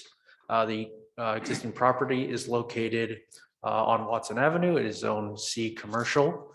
To the north is a single-family residence neighborhood, and to the east, south, and west on Watson Road are other commercial uses. Shown above, we have existing images of the facility, the existing vehicle service bays that are not currently in use for auto repairs. We also have views all along Watson Road at the various two entrances onto Watson. The facility has been used for what's known as a public garage for auto service or sales since its construction in 1962. Since 1956, there was a auto repair facility. In 2015, the site was approved for a conditional use permit to be used for auto sales with limited, very limited auto repair services, but general auto repair services was not allowed at that time. In 2018, that CUP was transferred to the current owner and applicant for SMR Auto LLC. The comprehensive plan recommends retail use of the subject property, and staff determined that a CUP for auto repair services would be consistent with the comprehensive plan analysis. As a conditional use permit, the council shall determine whether the proposed use will not, one, substantially increase traffic hazards or congestion, two, substantially increase fire hazards, three, adversely affect the character of the neighborhood, four, adversely affect the general welfare of the community, or five, overtax public utilities. Should the council determine that the applicant has failed to meet any of the above factors, the council could determine to deny the request. So the applicant is seeking to add the automotive repair and services uses to their existing auto dealership functions. Their repair services would include general repair, brake service, oil changes, alternator replacement. That would be general, open to the public, whereas previous limited work had been limited to only inventory vehicles, and the repairs would be located in two of the existing three service bays in the facility that they would be repurposing. Working with the Plan Commission examining the uses, the Plan Commission recommended several conditions with approval of the auto repair services to reduce the for sale inventory to no more than 21 vehicles, down from the previous 35, to limit the automotive repair services to general type services, no painting or auto body work, that all repairs would be done within the vehicle service bays and not on the parking lot. There would be no outdoor storage of vehicle parts, service or parts, equipment or tires except within the designated facilities containers at the back of the lot. There'd be weekly removal of those containers. That we would not allow derelict, inoperable vehicles or vehicles in disrepair for more than 24 hours, and that there would be no use of multiple large tractor trailer transports on the premises. Plan Commission looked at the existing access and circulation. There's in previous CUP ordinances, it was required to block off one of the entrances on Watson, so that would remain within the Plan Commission's recommendations. They also sought that no stacking of more than one vehicle at a time in front of the service bays so as not to inhibit circulation and access within the facility.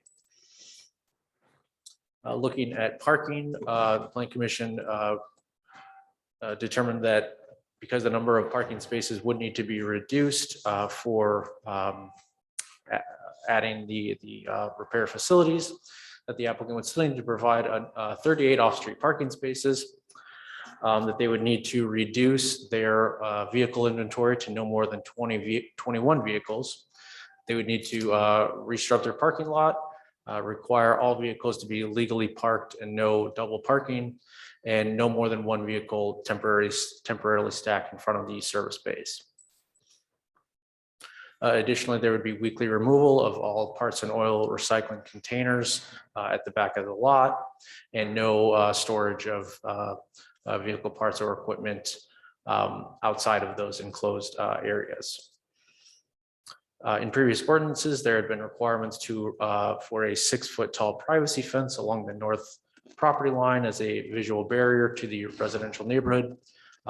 Staff and the Plan Commission recommended retaining that requirement, as well as the landscape buffer requirement along the north property line as well. When was that picture taken? That is just a Google Street image from, I think it's from 2018, I think. Have you driven along that street recently? I have. Pretty bad. Yeah, I haven't, I didn't get an updated photo, but. It's the only reason I bring that up is just because I drove it by recently and I was pretty shocked by how terrible the weeds and everything were behind that fence. I'm glad the fence is there.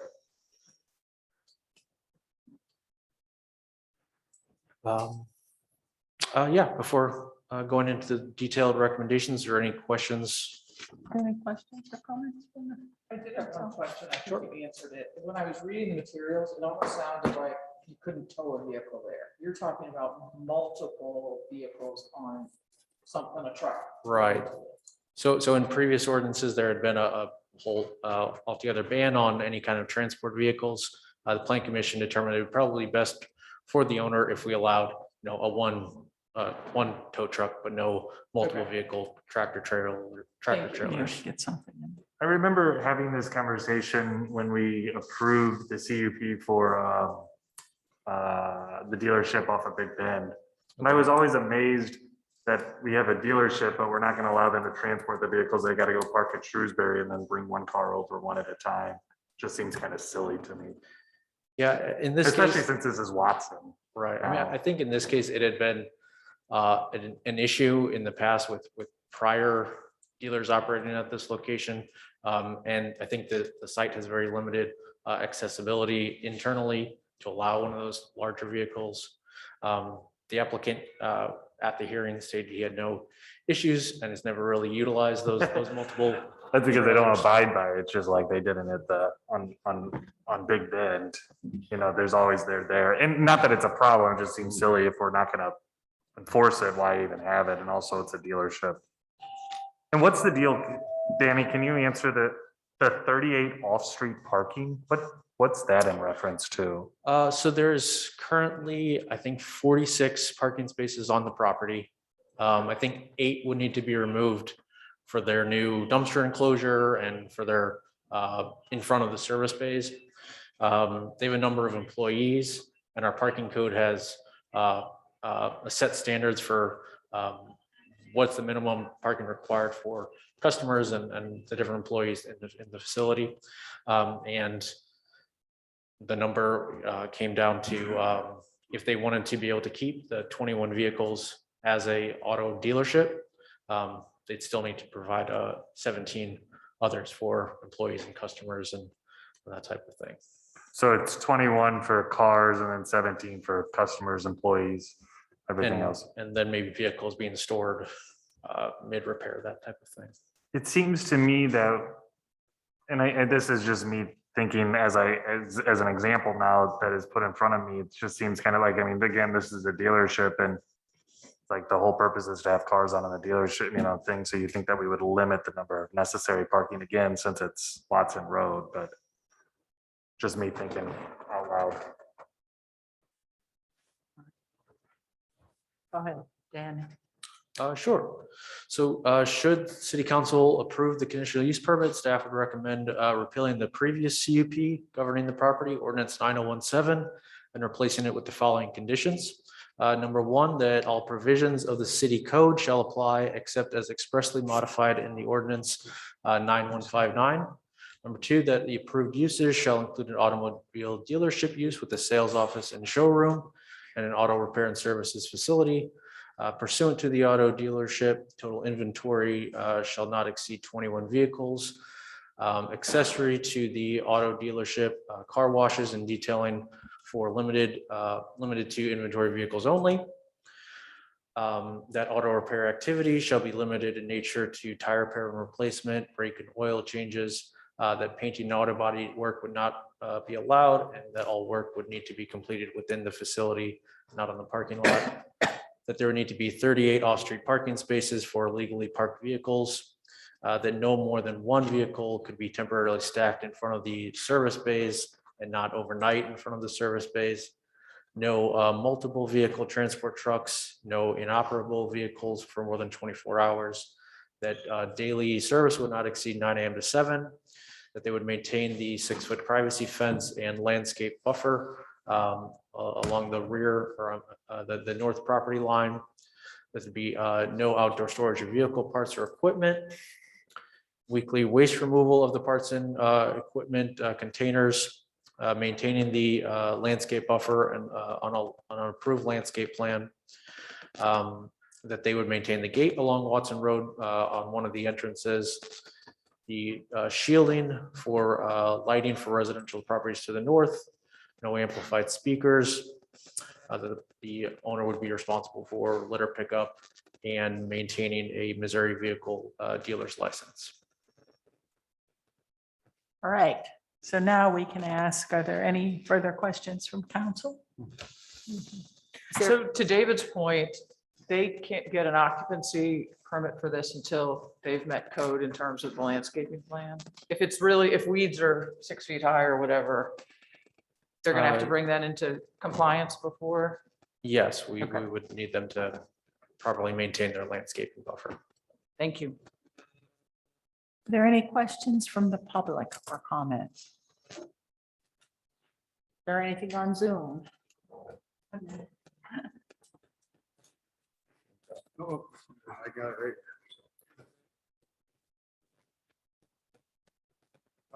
Nothing on Zoom. Okay, so I think we can close this.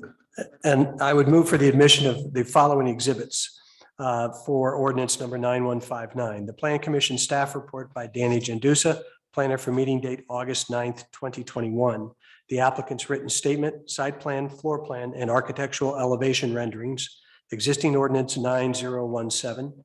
Existing conditions site plan previously approved under ordinance 9017. Draft minutes from the Plan Commission meeting date August 9th of 2021. Danny Gendusa's PowerPoint before the City Council this evening, 9/7 of 2021. And finally, the zoning code of the City of Webster Groves. Okay, and with that, the public hearing is closed. Thank you, Danny, for a good presentation. And Councilwoman Bliss, would you call for Bill 9159, please? Yes, Mayor, I'd like to call for the first and second reading of Bill number 9159. Second. Bill 9159, first reading, an ordinance granting a conditional use permit for SMR Auto LLC to permit the operation of an automotive dealership and automotive repair services facility on an approximately 0.65 acre tract at 8523 Watson Road in the C Commercial District and repealing ordinance 9017 and matters related thereto. Any questions, issues, or changes? Hearing none, second reading. Bill 9159, second reading, an ordinance granting a conditional use permit for SMR Auto LLC to permit the operation of an automotive dealership and automotive repair services facility on an approximately 0.65 acre tract at 8523 Watson Road in the C Commercial District and repealing ordinance 9017 and matters related thereto. Okay, thank you very much. We're on now to remarks of visitors, and I have two speaker cards. One first from Sarah Riss.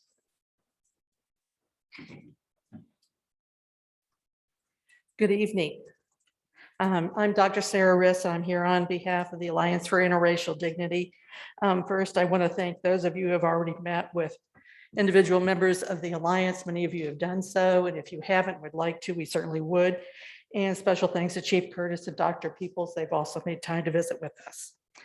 When Dr. Cindy Noy resigned as the chair and as a member of the PCEB, you lost a great leader. She raised her son here. She lives here with her husband, Bob.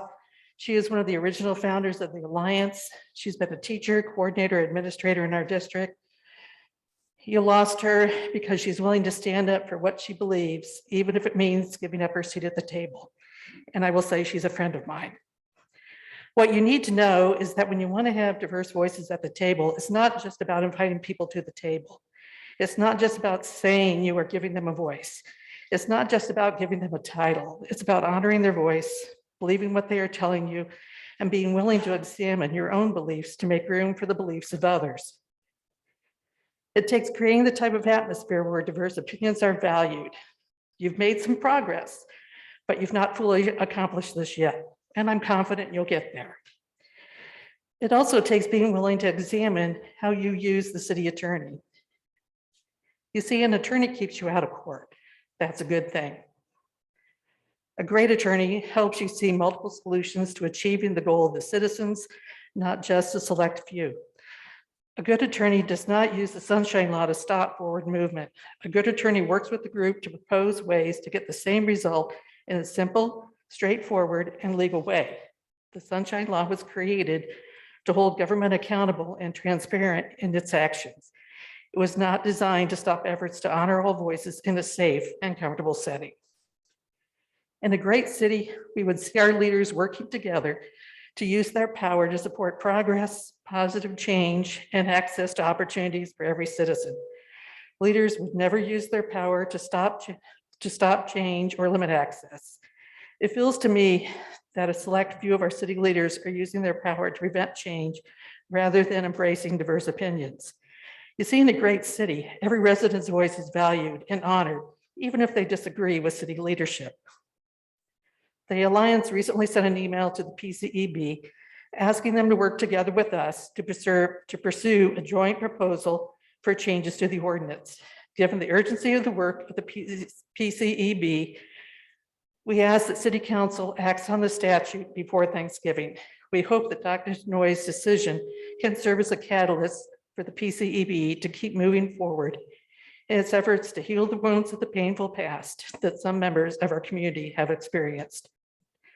I love Webster Groves. The Alliance loves Webster Groves.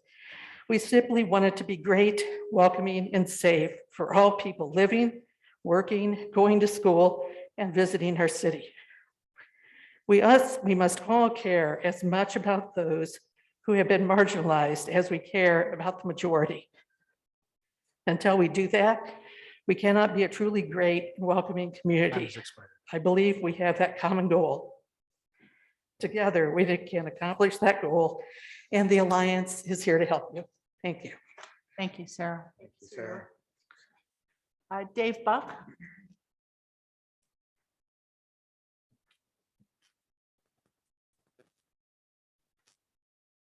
I'm not here to talk about what Sarah just talked about, but I'm with her 100%.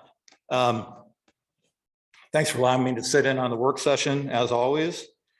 This shares a few remarks on your upcoming strategic planning retreat. In addition to things like vision, mission, SMART goals, strategies, I think an essential element of your strategic plan is identifying the core values that define the content of our community's character. Now, I'm not talking about lawns and trees and architectural look of our houses. I'm talking about this character, the one that's in our hearts. Two values that I would put near the top of the list are creativity and resilience. Why? Because for the 20 years I have lived here, our community has proven two things to me. One, there is a creative idea or solution for every problem in life. And two, as the old saying goes, it's not whether you get knocked down, but whether you get back up. And I think our first responders can kind of relate to that. Sorry about that. As you know better than anyone, Webster has been knocked down more than once, but here are just a few examples of how our community has creatively gotten back up. Community days. They struggled with word to put the carnival. Eden Seminary stepped up and they put in the green space and it was wonderful. Second, our school district suffered a bitter defeat with Props S&W. Did they go cry back again? No, no, no, no, no. They went to work, they recreated, they introduced Prop E, it passed, and the 6th grade class now going to Hickson is serving up rave reviews. The Chamber of Commerce recognized Creativity in Crisis Awards for 40 organizations and companies that responded creatively during COVID. And canceling our city's two single biggest events, the Webster Arts Fair and Jazz Fest, 2 years in a row. Did that stop anybody?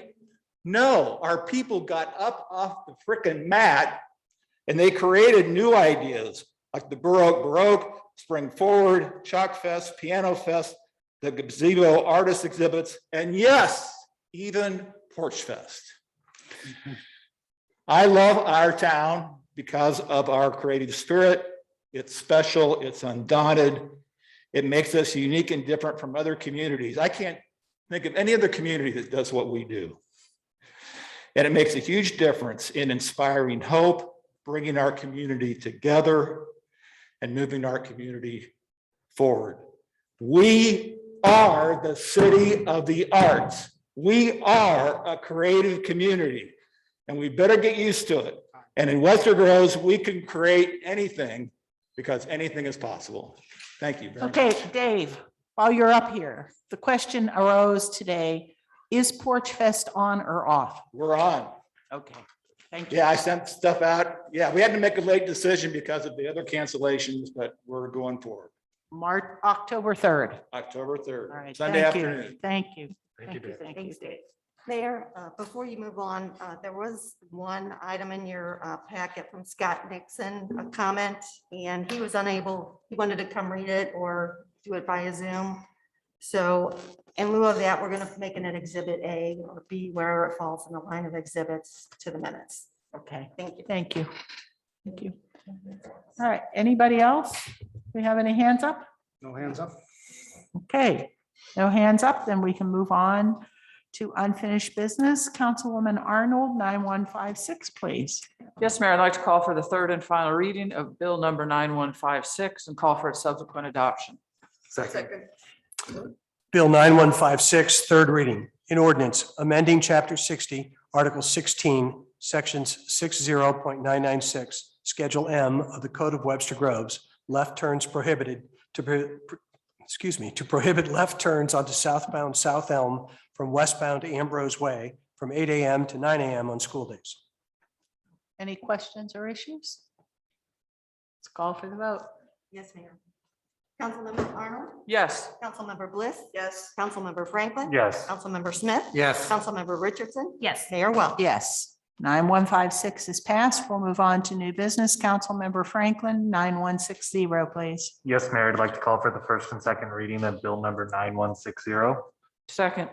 Bill 9160, first reading. An ordinance of the city of Webster Groves, Missouri, amending Chapter 4, Boards and Commissions, Article 20, Police Community Engagement Board by repealing Section 4.1230, sunset, and matters related thereto.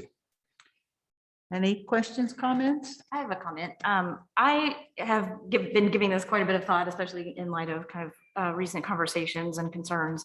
And I personally would prefer that we extend the sunshine date instead of eliminating it completely.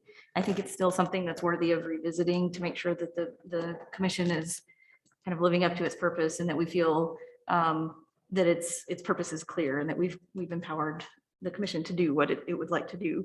And for that reason, I'd like to move that we set a sunset date of a year from now to move the date out 1 year to October 1st, 2022. So there's are you making an Yeah, I'm official? making that motion. Yes, but I Making also that a- would rather just have a discussion first if there's a. I'm perfectly fine with seconding that, and also a second, but just a question, Sarah, in regards to your thought process, is this, I mean, as the council, we have authority to eliminate this or continue it for at any time or any purpose. So can you explain a little bit more to me your thought process on? I think it keeps the discussions that are going on currently top of mind, and it gives us I don't want to put too much pressure on the commission themselves to identify what their recommendations are for those changes. But I'd like to see them have at least kind of a deadline, even if it's way out in the future, that we're still could be back to revisit. And I think since we're still in the early years of this commission, we are still at an appropriate time to be asking, is this the right commission? Is it set up correctly? Should we do something different entirely? And to me, it would be important to keep that on the table. Can't we, Go ahead. can't we have those conversations even if we remove the sunset date? I think we can. I think it just adds to me, it adds a little formality to that, to put some pressure on ourselves and on the commission and to get to a point where we all feel comfortable with reauthorizing. But you have no expectation of us waiting a year. So, Right.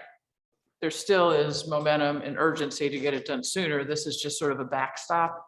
if you Yes, I will. think it's almost a worst case scenario, if we end up getting mired in the discussion somewhere, then at least it gives us another checkpoint in a year to say, this didn't get anywhere, or this, we're ready to do something more official, or remove the sunset date in a year if we feel like that's the appropriate thing at that time.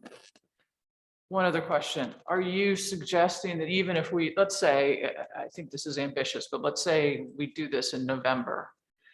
You're not saying keep a year sunset after that, or are you saying that? I don't think we would have to. I think Okay. it would be, I think if it's part of the revision to the ordinance that we're talking about making, if that's one of the changes, then so be it. Okay. It makes me uncomfortable to completely reauthorize without any sunset date, given the state of that board. Other questions? Well, yeah, I guess my concern is without any specific goals or specific targets for them to reach, how will we declare that they've reached that goal in 1 year? Because the commission is ever changing. I mean, I would say the first 1-2 years are kind of rough. Because you didn't see too much information or productivity from that group. But I think just putting another sunset date, we're gonna be having these same conversations again next year. And then we can remove the commission at any time that we so desire. I understand. And I'm not saying that that's not a valid point. I'm not setting their goals for them, right? I don't think it's a bad idea to keep a checkpoint out there to say, let's look and make sure that by this point we've made some progress. And that's all it is. I think it's a valid point, Sarah. I really do. I think that in the essence, what you're saying is, look, we have this really what we perceive right now a really important board. Let's try to get something done, and let's force council's hand, so to speak, to get it done and demonstrate to the community that we're going to move forward. So, I mean, we can always eliminate the sunset provision in our next amendment as we have this discussion. But I think I understand what you're trying to do here. Other questions or comments? I think it puts uncertainty on the board. I think that it says, okay, you're on probation again for another year, rather than trying to work with the board and move it forward. It feels like probation to me. So I never understood why we had a sunset provision in this one. I don't either. I can't remember why we put a sunset, because we've typically not done that with any boards or commissions. Because So, remember, there is actually a group on the council, David, Laura, myself, before we're looking at all commissions and committees to see if they're viable, still viable for the city. We haven't done that yet. we haven't done that. Yeah. All right, so we have an amendment on the floor. Let's take the vote on the amendment. Yes, Mayor. Councilmember Bliss, Yes. Councilmember Franklin, No. Councilmember Smith, No.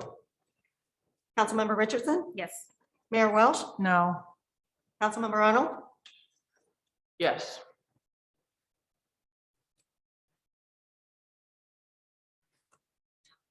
No, has it passed or not?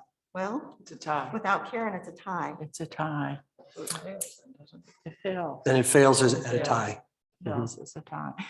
And Sarah, I hear your sentiment, and I think we know we need to get to work with this. But I think it provides a little more certainty for the group that they will be there and we can work hard at making things work. And Mayor, just like you said, I think it's going to take some effort from the council to help them to continue to develop Right. the PCEB like it's supposed to. Okay, so I guess we are on to the second reading of the original piece here. Bill 9160, second reading. I'm sorry. Yes. Bill 9160, second reading. An ordinance of the city of Webster Groves, Missouri, amending Chapter 4, Boards and Commissions, Article 20, Police Community Engagement Board by repealing Section 4.1230, sunset, and matters related thereto. Okay, let's go to 9161, Councilwoman Richardson. Yes, Mayor, I'd like to call for the first and second reading of bill number 9161. Second. Bill 9161, first reading. An ordinance levying the cost of abating certain nuisances, cut, trim, remove, trash, and debris, etc., as special tax bills against the properties hereinafter described and constituting levies as liens on the respective properties. Any questions or issues? Let's have that second reading. Bill 9161, second reading. An ordinance levying the cost of abating certain nuisances, cut, trim, remove, trash, and debris, etc., as special tax bills against the properties hereinafter described and constituting levies as liens on the respective properties. Okay, now we're to the consent agenda. Does anyone care to remove anything from the consent agenda? Do you have any questions or issues? I do have a question. I just like, I don't know whether it's the city manager or the assistant city manager. Just tell us a tiny bit about the interlocal purchasing system and what's going to benefit. I tried to Google them and I did, and it didn't make any sense to me. So help me out here. Thank you, Councilwoman Arnold. So I had the pleasure of listening to Eric explain this to the mayor this morning. So I'm going to give him a second shot at that. Madam Mayor and members of the council, our code calls for a provision of purchasing law called cooperative purchasing. And the point being is the basic fundamental rules of procurement are an arm's length, right? We get bids for a certain length, reason to show that we don't have a vested interest and we're not overinflating costs and such. Cooperative purchasing, instead of us having to do that for every contract we buy under, cooperative purchasing says another government entity has followed procurement law and those principles and has done the bids and has achieved a contract that we can then use. So it's the piggybacking of contracts. So there is the interlocal purchasing system is out of Texas. It's run by the Regional Educational Services, or CESAs, as they're called in some areas. And that essentially has gone through, and it really relates to item number 4 on your consent agenda, and has done a contract, a bid award for furniture purchases, pricing. And that pricing now is the best available option we have that meets the need for Firehouse 2. But to use that contract, we must be a member of the interlocal purchasing system.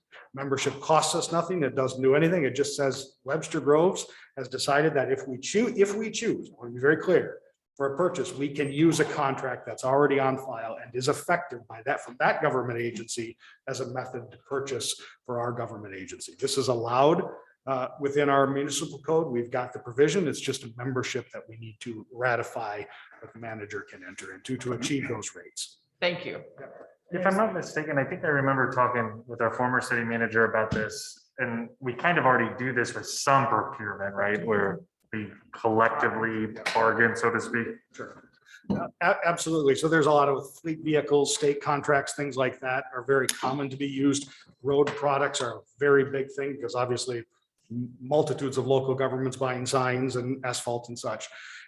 This is the reason we're entering this is because we don't buy a lot of furniture. We went through a major city hall upgrade. And that's when the last big furniture purchase really happened. So as we do large amounts of furniture, we have to look for those bids, and it's a lot easier rather than running our own procurement shop and going through the whole RFP process to utilize the cooperative purchasing method.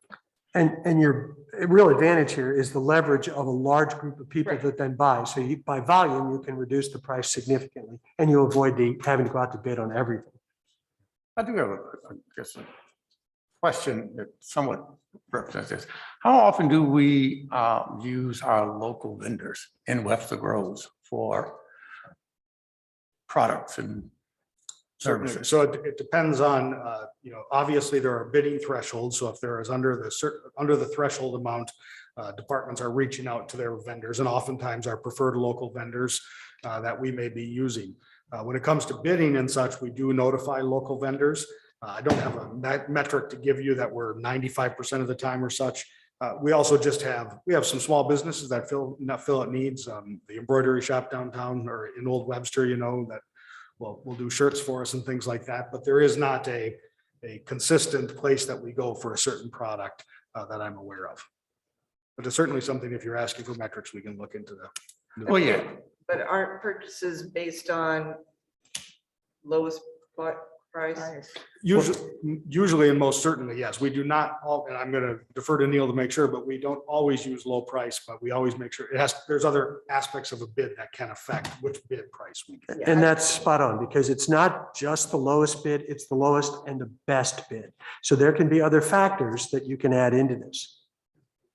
But it's a factor that is pretty real as opposed to somebody being in Webster Groves. Yes. Concrete. All right, anything else? Then Councilwoman or Councilmember Smith, could you call for the approval of the consent agenda? Yes, Mayor, I'd like to call for the approval and adoption of the consent agenda. Second. Councilmember Franklin, Yes. Councilmember Smith, Yes. Councilmember Richardson, Yes. Mayor Welch, Yes. Councilmember Arnold, Yes. Councilmember Blitz. Yes.